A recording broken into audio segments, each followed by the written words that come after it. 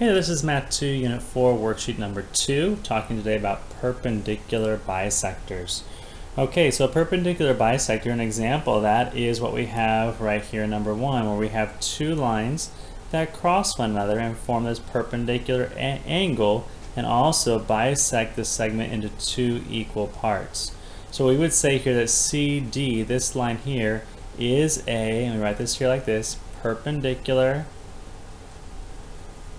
bisector of AB, okay? Because it's bisecting this segment into two equal parts, okay?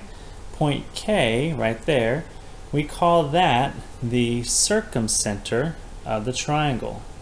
Circumcenter of the triangle.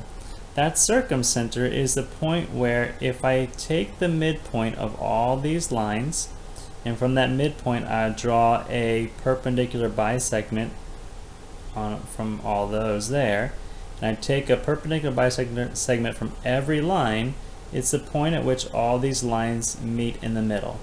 Okay? And that's where they meet. That's a circumcenter there.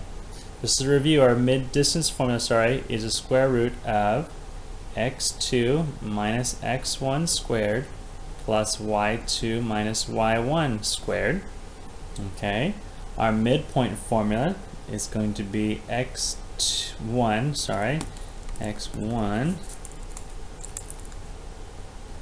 plus x2 divided by 2, and then y1 plus y2 divided by 2, and that gets you your midpoint for any two points.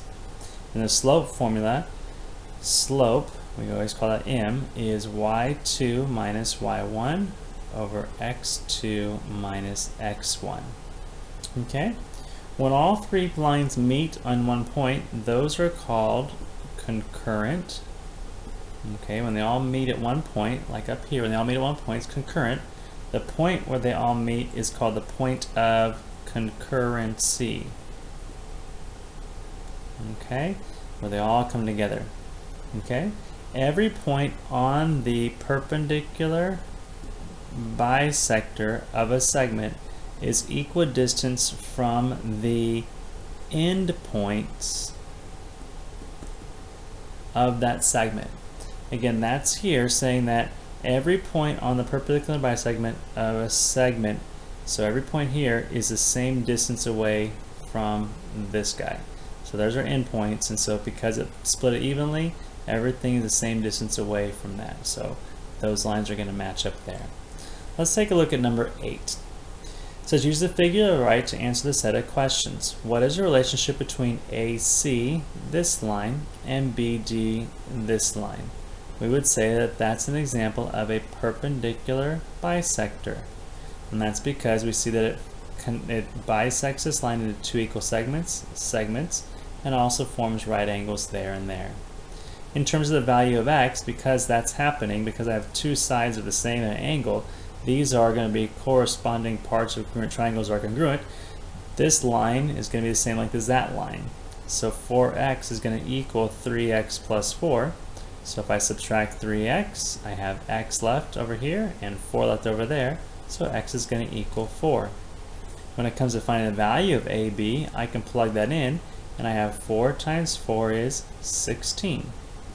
For BC, I plug 4 in, and I have 3 times 4 plus 4.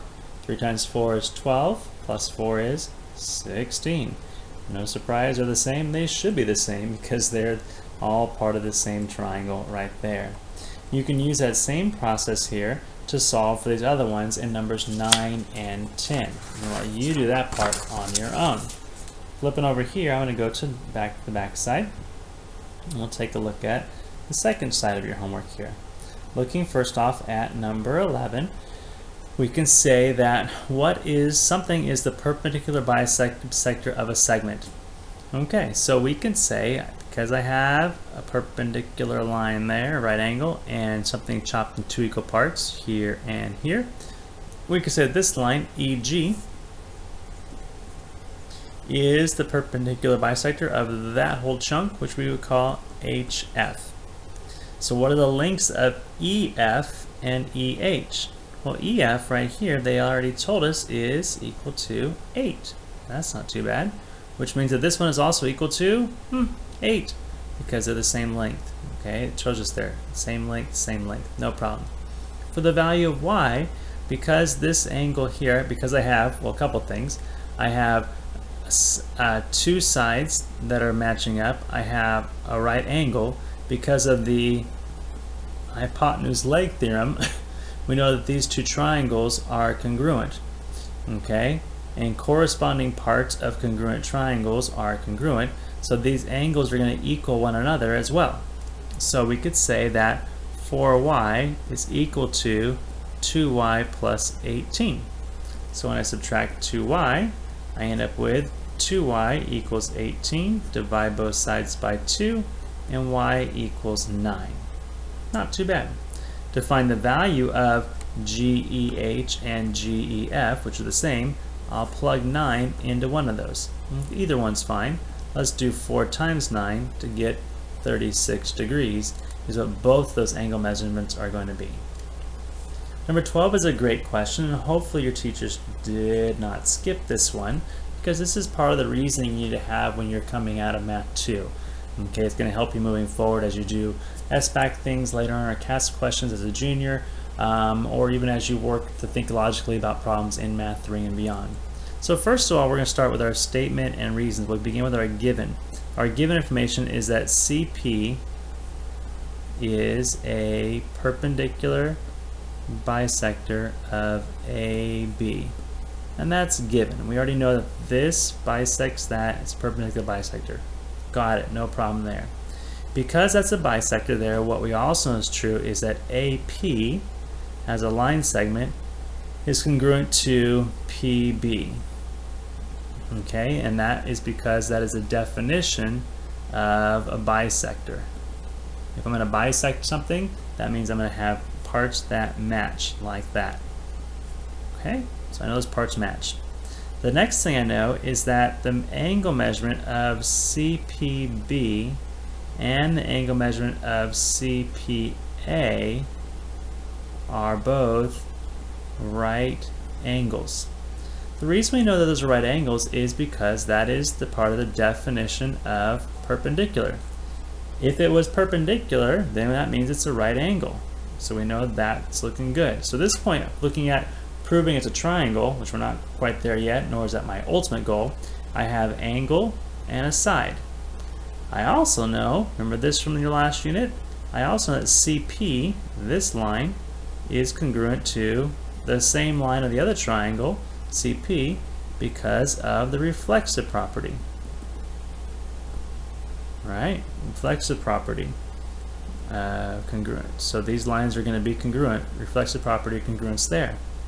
So now I have a side angle side. So I could say that triangle APB is congruent to triangle BPC, and the reason is because of side angle side. Knowing that this triangle is congruent to that triangle, check, check, can I now say that AC is congruent to BC? Sure I can. I can say that AC is congruent to BC, and why is that? Because corresponding parts of congruent triangles are congruent. Okay? And that's your idea there. We take our new definitions, definition of bisector, definition of perpendicular, we add to it we learned in our last unit, reflexive property and side angle side, and tap it off with our CP/CTC, congruent parts of congruent triangles are congruent, and we have a solution there for number 12. Okay? So that's the idea with that one right there. Let's look at one last problem here. We're going to take a look at number 15. Okay? So, to solve this problem, and the ones like it, 13 to 14, it says, where should the fire station be placed so that it is equidistant from the grocery store, the hospital, and the police station? So we want to make sure everything is the equal distance away from the points here. The way you'll do that is by finding the mid segments of each segment here. You can do it a couple different ways. One of the ways you can do it with these kind of grid lines, it does help you, is we could say that if this is 1, 2, 3, 4, 5, 6, my mid segment of this line is going to be down at 1, 2, 3. So that's a mid segment there for that line. That's not too hard to find. Mid segment of this line. or 1, 2, 3, 4, 5, 6. So I go over 1, 2, 3. There's the mid segment there. This line might be a little trickier to find the mid segment of at times. In this case, it's not too bad because we can see we're going on the diagonal. So I have a clear diagonal line, 1, 2, 3, 4, 5, 6. So I'm also going to go out 1, 2, 3 to put a perpendicular, a mid segment line there. Okay, so the way you figure this out is what you'll do is when you take, like that from the first page, if I go off of the mid segment bisector and draw a line off of that one, and then I draw a line off of this one here, and then I draw a line off of this one here. The place where those all come together is going to be the place at which everything is equal distance from that point there. It's really hard to see on this paper here, so I do need to kind of go back real quick. I'll show this first. Here's my y, excuse me, my y-axis is right there, and my x is right here. So this point is at 1, 1 is where I should place the fire station so it's equal distance from everything else. Okay, and that's your lesson today. Hope that helps you out a bit. Good luck and ask your teacher for more help if you need it. Thanks.